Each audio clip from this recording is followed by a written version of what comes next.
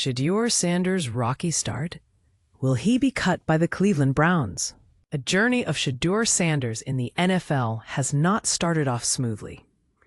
As the son of the legendary Deion Sanders, he was selected by the Cleveland Browns in the 5th round of the draft held in April.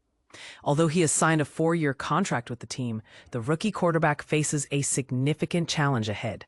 He must prove his worth to secure a spot on the roster. The Browns have a wealth of quarterback talent for the upcoming season, boasting a competitive lineup that includes Deshaun Watson, Joe Flacco, Kenny Pickett, Dillon Gabriel, and of course Sanders himself. With such a deep pool of options, the team is in a position to make tough decisions regarding roster cuts. A former NFL scout has expressed a rather grim prediction for Sanders, suggesting that he may be the one to face the axe.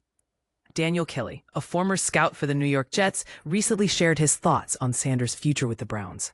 He tweeted, "As a former NFL scout, I'm predicting Shedeur Sanders gets cut by the Browns on cutdown day, Aug 26, and clears waivers." This statement raises eyebrows and invites speculation about the rookie's potential in the league. In a surprising twist, a seasoned football analyst has indicated that the Browns may prefer Dillon Gabriel over Shedeur Sanders. During the training camp, Tom Izzo commented on the situation, stating that the team seems eager to see Gabriel take the field before Sanders. He remarked, "There are people still writing that the Browns have a 4-man quarterback competition. I don't believe it. I think Pickett has the chance first, and I think they want to see Dillion Gabriel sooner.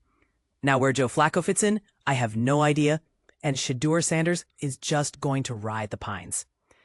Izzo further elaborated on the team's decision-making, suggesting that the coaching staff has not given Sanders a chance to compete with the first team for a specific reason.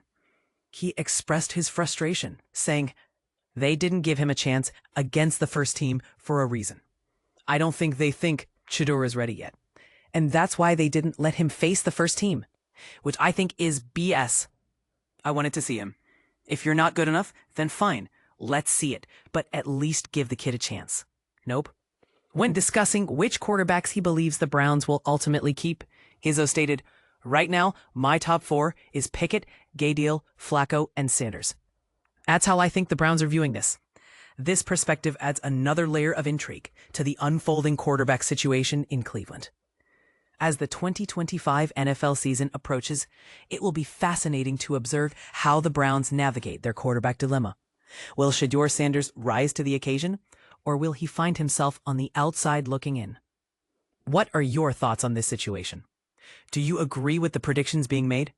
Or do you think Sanders deserves more of a chance? Share your opinions in the comments. Shedeur Sanders on limited reps in Browns QB competition stays unconcerned and focused. Imagine being a rookie quarterback in a fierce 4-way competition, yet remaining unfazed by the lack of first-team reps. That's exactly the situation Shedeur Sanders finds himself in with the Cleveland Browns. But here's where it gets controversial. Sanders, the youngest and least experienced of the 4, hasn't received a single first-team rep, and he's not letting it get to him. "I don't think that's my place to give the answer to that," Sanders said in a recent interview with Daniel Oyefusi of ESPN. "I feel like that it's not in my control, so I'm not going to think about that or even have that in my thought process of why it is." He goes on to express his gratitude for the opportunity to be at this level, emphasizing that he's thankful for the chance to prove himself. And this is the part most people miss. Sanders' attitude isn't just about staying positive. It's about understanding his role and focusing on what he can control. He knows that there are many aspiring quarterbacks who would love to be in his position, and he's determined to make the most of it. Joe Flacco, Kenny Pickett, and Dillon Gabriel, a 3rd-round pick, are all ahead of Sanders on the depth chart. Pickett, in particular, has been taking all the first-team snaps in team drills, with Flacco occasionally splitting the reps. Sanders, on the other hand, hasn't received any first-team reps in the off-season program either. At times in camp, he's even thrown passes to equipment staff members as the last of the 4 quarterbacks in individual drills. But Sanders isn't letting this situation bring him down. "It doesn't make me feel down or left out because I know who I am as a person," he said. "I know who I am as an individual, and I know what I could bring to this team. So I can never feel less than any circumstance." Sanders' confidence and resilience are admirable, but it also raises questions. Should a rookie be so content with limited opportunities? Or is this the right mindset for a young player to have? What do you think? Should Sanders be more vocal about his desire for more reps? Or is his current approach the best way to handle the situation?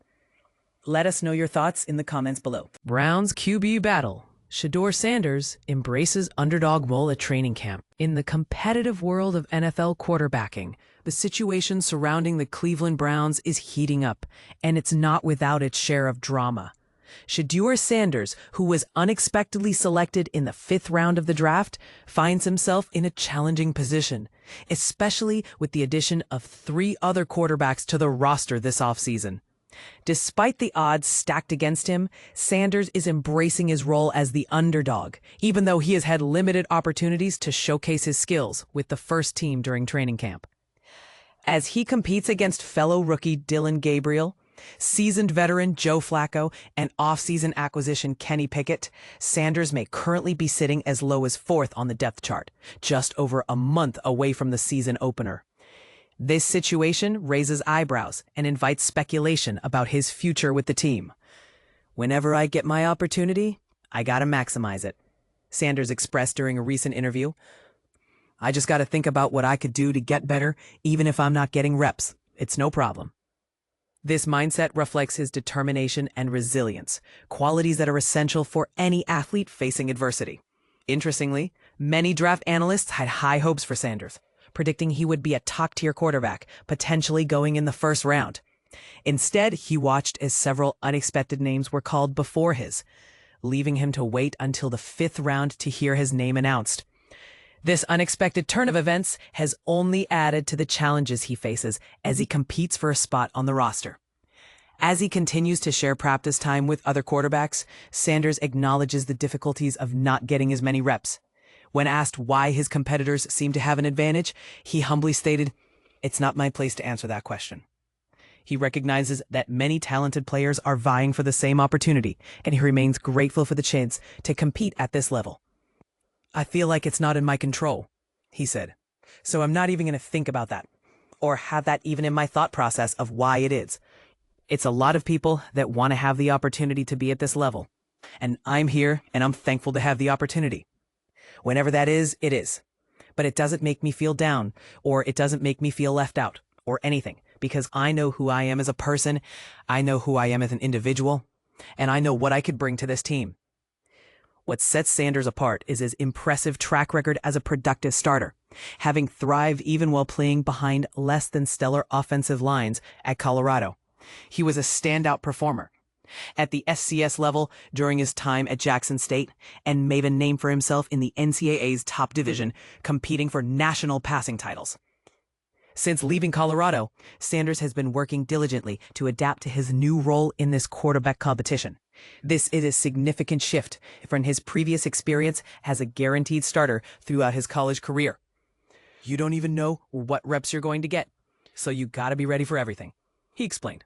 "That's how it is in games also. So jot down the plays, understand conceptually what it is." I would say from rookie minicamp and OTAs to now, I learned more in depth with everything. As the training camp progresses, the question remains, can Shedeur Sanders rise above the competition and secure his place on the Browns roster?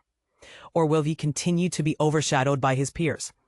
This is a story that many will be watching closely, and it certainly invites discussion. What do you think? Is Sanders being underestimated, or is the depth chart a fair reflection of his current abilities? Share your thoughts in the comments.